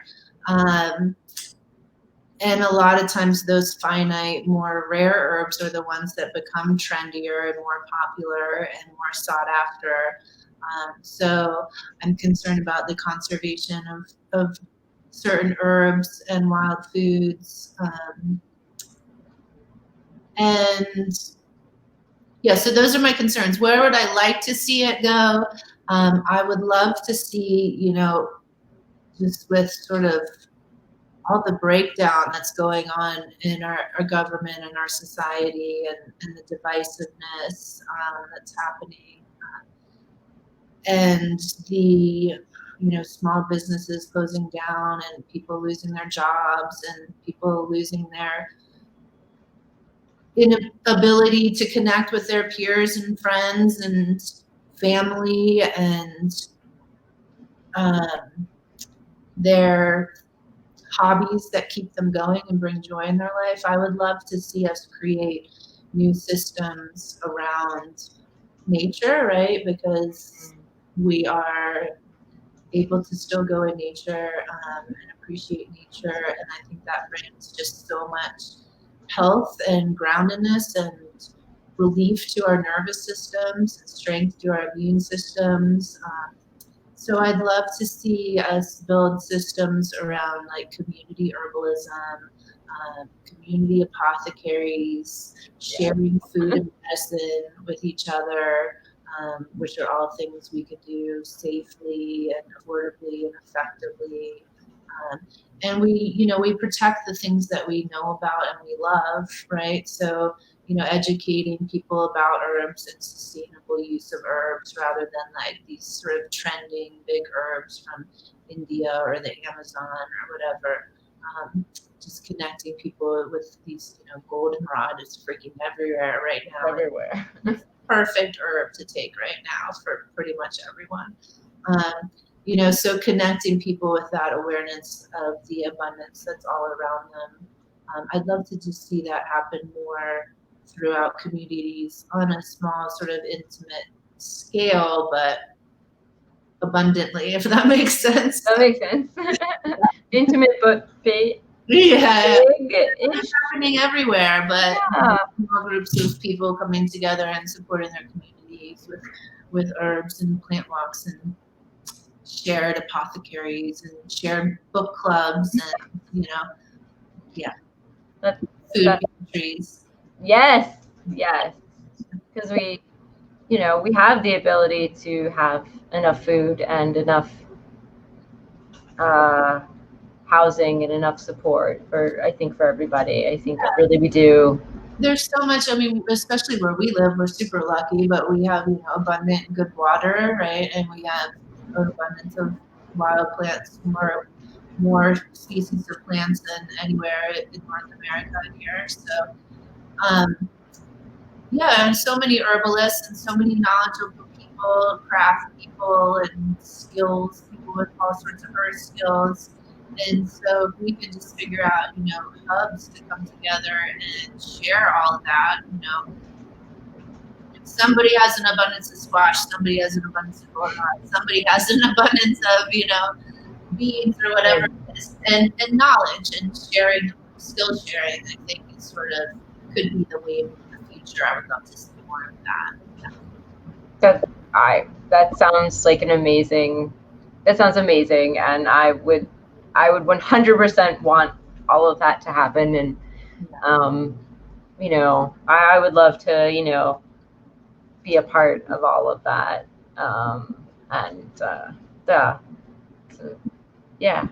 that makes me happy thinking about those ideas and come together as their fellow humans and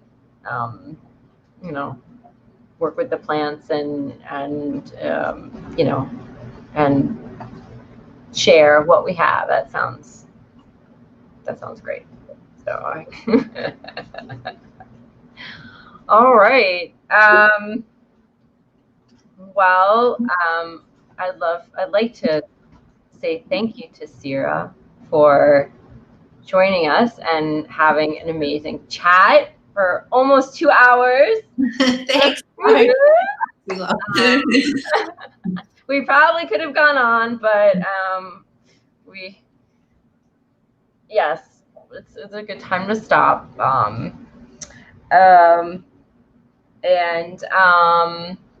Thank you for everyone in the chat who's joined us today. Thank you for everyone who will join us in the future. This will be immediately on Facebook, but it takes about 24 hours to pop up on YouTube. And let's see, so I have notes here. Our next interview is the 20th of October at 12 p.m. Eastern. We had to change a little things around, so but that's the next one. There's going to be a tiny gap where life happens. So we have if anyone's interested in stories from the earth, we have a Facebook group, which is listed in the description. Feel free to join if you want to come on and get interviewed. You don't have to be you don't have to be an herbalist per se. You can just be like a plant enthusiast. You can be a student. You can tell your experience about herbs and we can talk plants. Or if you're an herbalist or teacher, come on.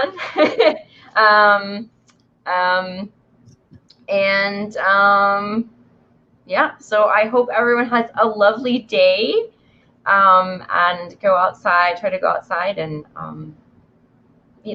play with some plants today, and we'll see everyone on the 20th. So bye.